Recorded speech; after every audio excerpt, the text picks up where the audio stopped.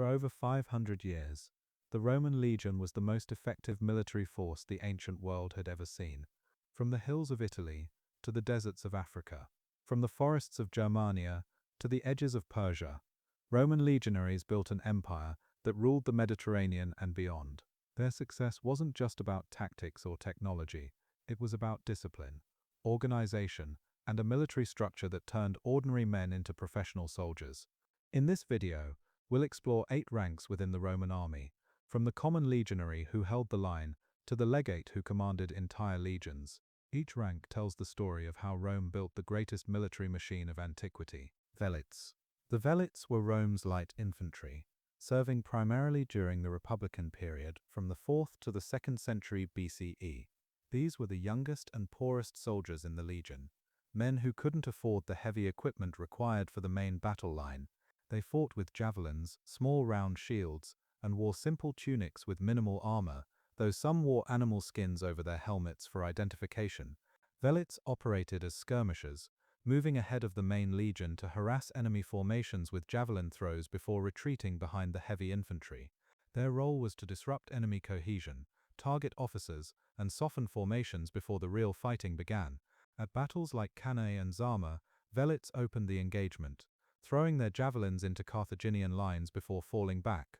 The Velites required speed and initiative rather than the rigid discipline of the heavier infantry. They operated in loose formation, using terrain and mobility to their advantage. Their lack of heavy armor made them vulnerable in close combat, so their survival depended on knowing when to advance and when to retreat. By the late 2nd century BCE, military reforms under Marius transformed the legion into a professional army where all soldiers received standardized equipment. The Velites disappeared as a distinct unit, replaced by auxiliary troops recruited from non-Roman populations who filled the skirmishing role. The Velites represented the beginning of a Roman soldier's career, the proving ground where young men learned the realities of war before earning a place in the main battle line. Hastati. The Hastati formed the first line of heavy infantry in the Republican Legion, serving from the 4th to the 2nd century BCE.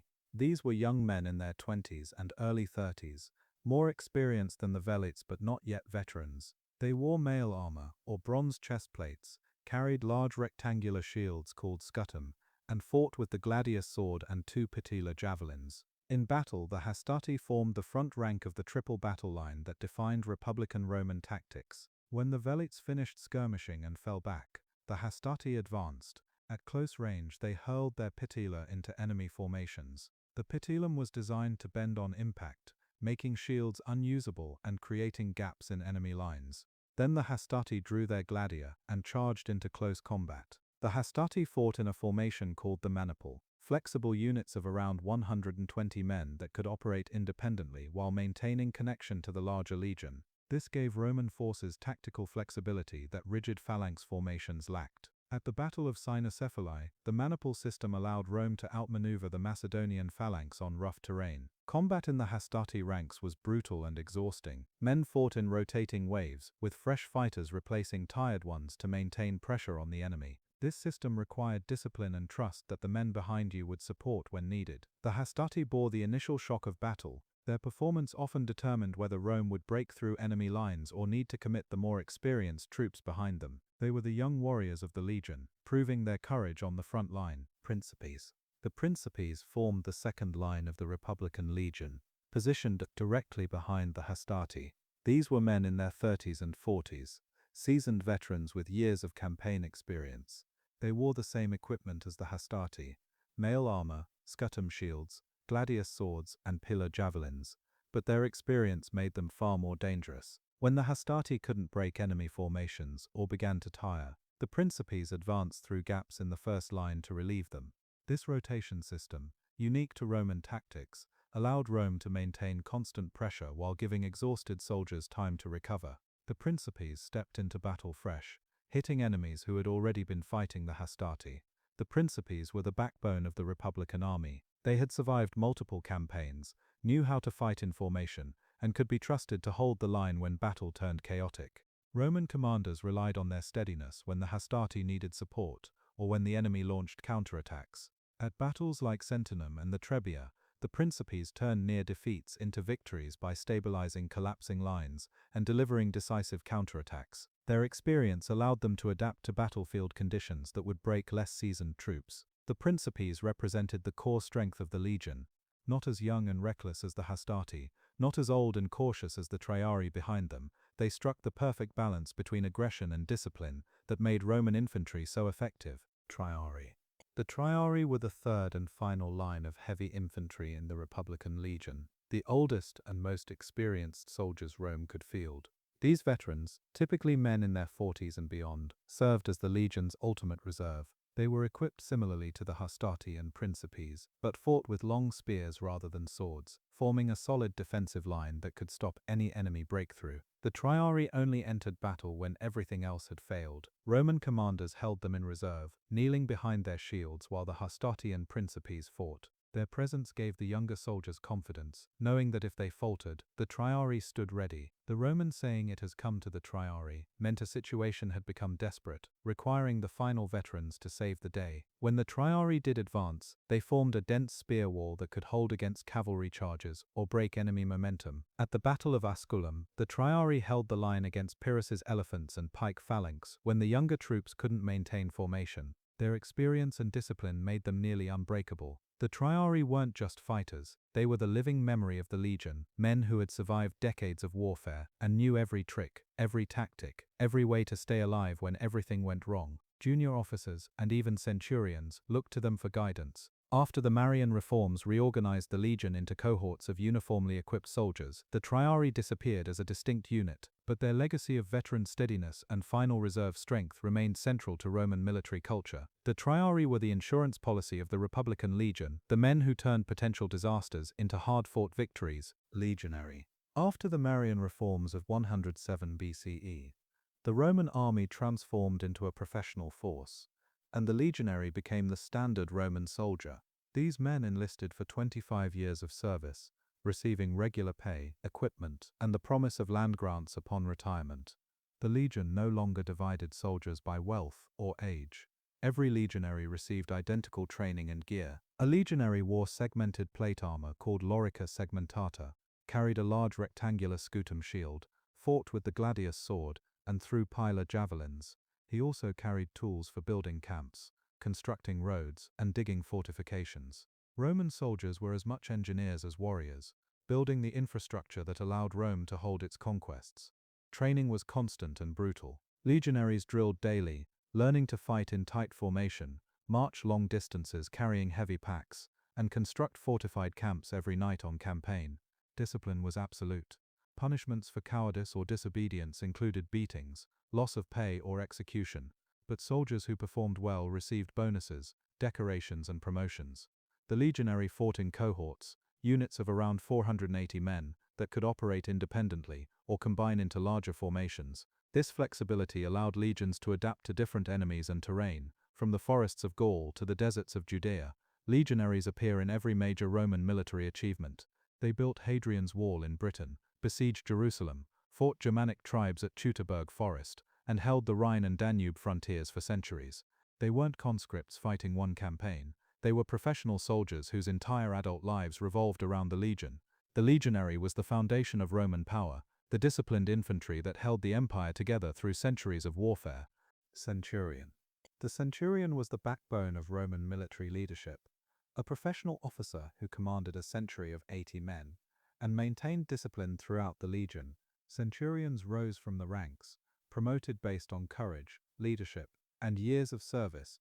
They wore distinctive transverse crested helmets, carried vine staffs as symbols of authority, and often bore scars from decades of frontline combat. A centurion's authority was absolute within his century. He could order floggings, assign duties, and held life or death power over his men in certain circumstances. But his authority came with responsibility. Centurions led from the front, fighting in the first rank, where casualties were highest. They were expected to be the bravest men in the legion, never asking soldiers to do what they wouldn't do themselves. The quality of a legion's centurions determined its effectiveness. Good centurions maintained discipline without breaking morale, pushed men hard during training, and kept them alive in battle through tactical skill.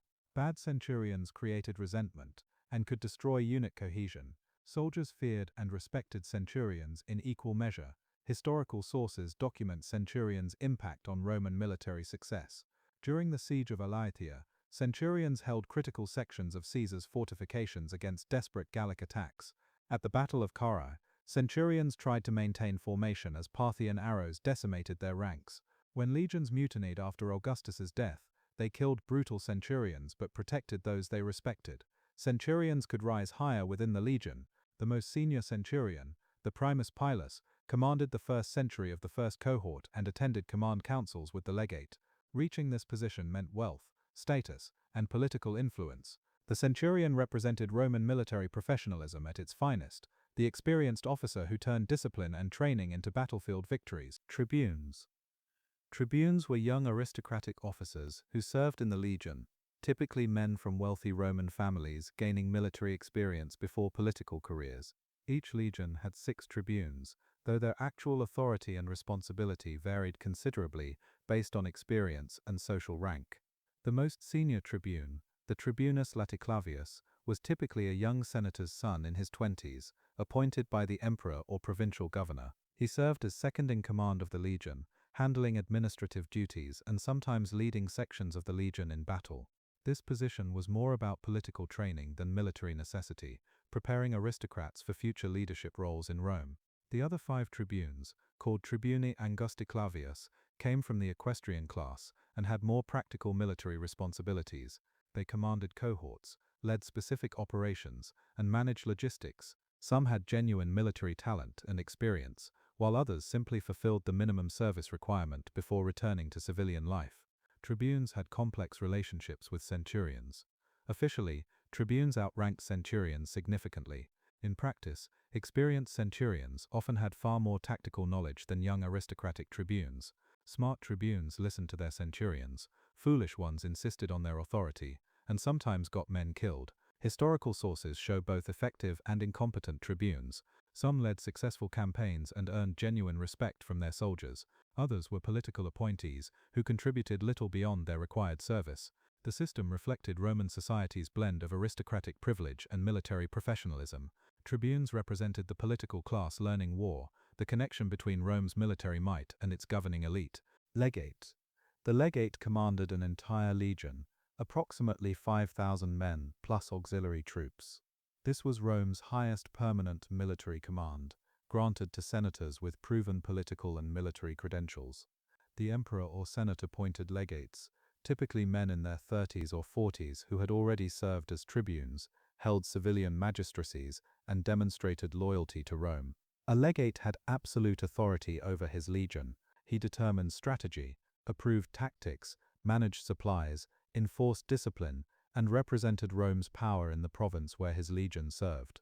A good legate could win wars, pacify provinces, and build a reputation that led to consulship and higher honors. A bad legate could lose legions, trigger rebellions, and end his political career in disgrace. Legates worked closely with their tribunes and senior centurions, but final decisions rested with them alone. They planned campaigns, chose battlefields, decided when to fight and when to fortify. At major battles like Alesia, Pharsalus, and Beth Horon, the legates' decisions determined Rome's fate. The position combined military command with political administration. Legates governed their frontier regions, negotiated with local tribes, managed tax collection, and settled disputes. They were Rome's representatives in distant provinces, wielding the empire's military and civil power simultaneously. Famous legates shaped Roman history. Julius Caesar commanded legions in Gaul before crossing the Rubicon. Vespasian commanded legions in Judea before becoming emperor. Agricola commanded legions in Britain, extending Roman control to Scotland.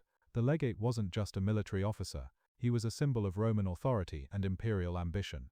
The legate stood at the top of the legion's hierarchy, the man whose decisions could build empires or lose them. Those were 8 ranks within the Roman military system, from the light-armed Velites who started the battle, to the legate who commanded thousands. Each rank played its role in the machine that conquered the ancient world. Together they show how Rome transformed warfare through organization, discipline, and professional military structure. Thanks for watching this video. If you enjoyed it, make sure to like and subscribe so you don't miss the next one.